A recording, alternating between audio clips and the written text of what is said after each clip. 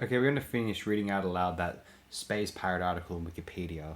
We began this in episode 4 of our Space Pirates Retrospective, classic Doctor Who serial. We're going to continue it and finish it, I assume, here. In the 1977 film Star Wars, the character Han Solo, who helps Luke Skywalker on his journey, is often described as a space pirate, being a smuggler and a rogue who will flee conflict despite his bravado.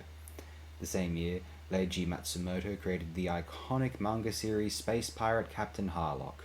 The character of Captain Harlock is a mysterious space pirate captain fighting to protect his world, which some saw as an homage to samurais, and the stories would inspire many other characters in the years to come. Some said that Captain Harlock set the template for anime's space pirate archetype. In 1978, Daniel C. Dennett proposed a philosophical question where a viewer would have to answer 3 questions correctly in order to save the world from a space pirate.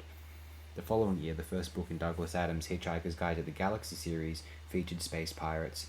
In the story, Ford Prefect, the main character, explains that the trade routes between the center of the galaxy and outer areas were disrupted in the past by space pirates, but that they were wiped out in the Dordelis Wars, with freighter ships equipped with huge spaceships thereafter. Adams also wrote a tale of space piracy in his 1978 Doctor Who serial, The Pirate Planet, where pirates move a hollow planet through space. The 1980s also brought Captain Zargon, a space pirate, and a representation of space-age warfare, part of the Action Man toy series released by Hasbro. 1984 brought various stories including space pirates. John Steakley's novel Armor, an homage to Starship Troopers, a novel by Robert A. Heinlein published in 1959, introduces a protagonist named Felix.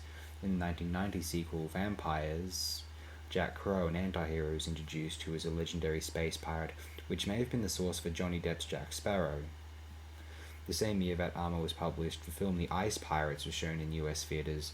Apart from the film being noteworthy for its cheeky, obviously cut-rate production values, mid-80s colorblind casting, sexual frankness, and near-deliberately slack sitcom direction, the film included space pirates. TCM described the film as about 2 space pirates being dragooned into helping a princess find her father. The first video game in the long-running Metroid series was released in 1986. Its alien space pirate antagonists, the lizard-like Kraid and the draconic Ridley, as well as their leader, the biocomputer Mother Brain, would go on to feature in numerous future games as the nemesis of protagonist Samus Aran. The same year, Lois McMaster Bujold's novel The Warrior's Apprentice was published. The book's main character, Miles Vorkosigan, is an anti-hero, aristocrat, soldier, and space pirate, beginning in this novel and continuing in the Vorkosigan saga series. The 1990s brought various space pirates. The 1994 game Super Metroid continued the space pirate theme, having Samus chase after Ridley and his pirates. In addition, the Stephen R. Donaldson novels This Day All Gods Die 1997 and Forbidden Knowledge 1992 include a space pirate by the name of Nick Sucorso.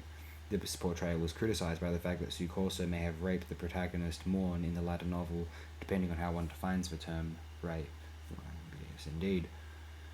The early 2000s had many space pirates as well. The anime series FLCL, the first series which aired between 2000 and 2001, focused on the story of a carefree female rock star who wants to save a space pirate from an industrial corporation with the help of main character Nandabo Naoto. In 2002, the video game Zafura would feature space pirates as some challenges that the protagonist needed to overcome. More directly, in the game Metroid Prime, which came out the same year, there is a space pirate research facility, space pirates doing biological experiments on creatures, natural resources, and themselves, and the pirates having an interest in mystical liquid energy. The game also includes a research area led by space pirates, monsters bred by the same pirates that try to attack the player, and the pirates threatening to destroy precious artifacts. It would later be made into a film titled Zafura: A Space Adventure. The sentence is in the wrong place, I suppose. In 2005, the film Serenity featured a space pirate named Captain Malcolm Reynolds, who said that he aims to misbehave. He would be described by some as good at heart and a romantic figure. Well, you may as well mention the Serenity originated from the TV show Firefly, obviously, whatever. Following this, in 2009, Chris Wooding would publish a novel, Retribution Falls, which some described as a space/pirate fantasy, and a space racing game named Hooping, which features pirate ships which can fire on the player with lasers, cannons, fireballs, or other projectiles.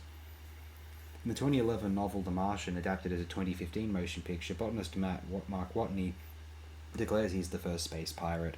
This garnered some discussion, with various scholars debating whether he is a space pirate, asking if his actions constitute piracy. One scholar, Christian J. Robson, stated that, like in Andy Ware's Artemis, maritime laws applies in space, allowing for Watney to make this claim, and argued that space law would also apply in this novel. The line about space piracy was retained in the 2015 film. The Martian was not alone in this. In 2014, a game named King's Quest VII premiered. The game itself pitted the player and their lover/advisor, a gender-fluid social justice pirate named Nero, against forces named misogynerds that destroyed their planet. In the Expanse novel and TV series, space piracy is seen as a big issue, with multiple organizations forming to fight off the pirates. The later 2010s had their share of space pirates. In 2016, a reviewer in the Catholic Library World reviewed Leslie Staub's children's novel Time for Earth School, Dewey Jew, which included a space pirate. The story's main character, Nico, asked his cousin to come for a ride in his spaceship, but before this can happen, a female space pirate whisks her away as he tries to find her, complete with various illustrations to capture the mood of the story. Also that year, Michael J. Martinez, who authored the Daedalus series, which involves pirates in space and Mars, was interviewed. He said he was excited by the notion of putting a sailing ship in space after seeing the 2002 animated film Treasure Planet, which features space pirates, but was disappointed. The idea was invigorated when he saw the 2003 film Master and Commander: The Far Side of the World, wondering what the notion of sailing ships in space with a Napoleonic era setting in the solar system would be like. Also that year, 2 other stories featuring space pirates premiered. Specifically, Nicolette Barishov's short story Pirate Songs included a disabled space pirate with a glass eye named Margot who uses a high-tech chair for mobility, and The Waves Project, a webcomic, features a space pirate named Beck, who finds himself in the seedy underground of Aziera, an Earth-like moon. The following year, the 2017 film Star Wars The Last Jedi featured Han Solo, who is described as a grizzled and underdog space pirate with his fellow pirate Chewbacca. Well, I don't know if this is a big spoiler at this point, but they're referring to 2015 Force Awakens. Han was, still alive in that film. And not till the very end, obviously. And whatever, they've just made a mistake there. And the Guardians of the Galaxy Volume 2 featured scenes of a blue-skinned space pirate named Yondu, as did the first film, but the second film also, to be fair. Those are okay. Yeah. A science fiction novel titled Barbary Station came out the same year, focusing on space pirates. For next year brought the film Solo, a Star Wars story, to theaters. One of the film's characters, Val, was compared to a space pirate as she engages in heists and criminal activity. March of the following year, a comic series titled Astro Hustle, described as a sexy space pirate romp, began its 4-issue miniseries. Accompanying this was the publication of Alastair Reynolds' novel Shadow Captain, with the main character Fura taking in some of the personality of a ruthless space pirate, Bosa Senon, from the previous novel, returning from his ship. This was the sequel to his 2016 novel Revenger, the latter which features an attack by horrifyingly sadistic pirate Senon. It was also described as a swashbuckling thriller and an emotionally raw trilogy about a space pirate crew looking for collapsed planets. Roy McBride, main character of the film Ad Astra, fights with space pirates on the moon before travelling to Mars. The film's screenplay mentions mining pirates and pirate activity. You know, I'd have to admit I didn't see Ad Astra because I didn't think it looked very good, to be honest. I might have to check it out one day, I don't know.